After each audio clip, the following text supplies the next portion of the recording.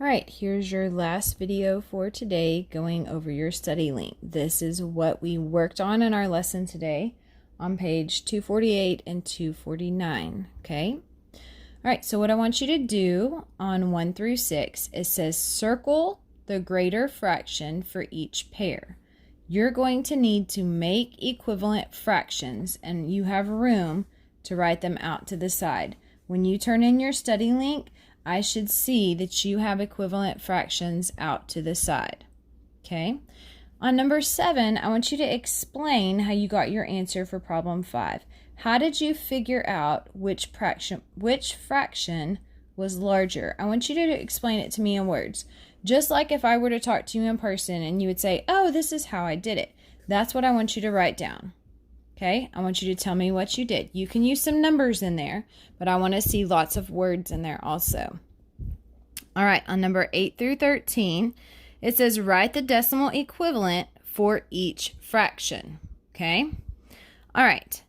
Now, you can do it using a calculator, but what I would like you to try is most of these you can do without a calculator because we've done them before in class.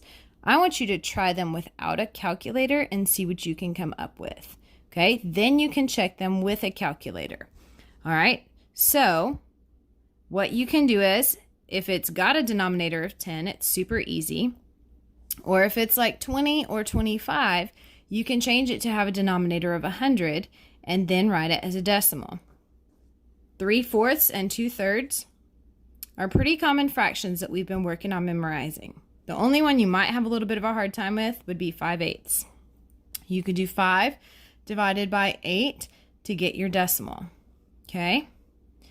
All right, and then I want you to write out how did you do number 10 without using a calculator. I want you to tell me with some words, I should see mostly words, maybe a few numbers, but mostly words, how you got your answer.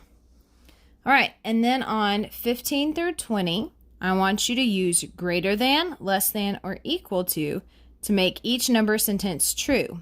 Now, if you'll notice these, you're going to have to do some adding of some fractions.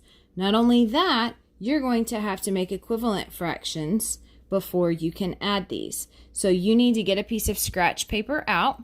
You need to rewrite these problems. You need to find equivalent fractions, and then you can add them, and then you can decide if it's greater than or less than 1. And then I want you to tell me how you found the answer to problem 20. How did you come up with this answer? All right, and then your practice at the bottom.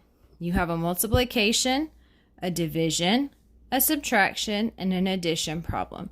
All right, you're going to need to work these out on scratch paper, okay? And then you can write your answers down. If you have any questions on today's homework, let me know.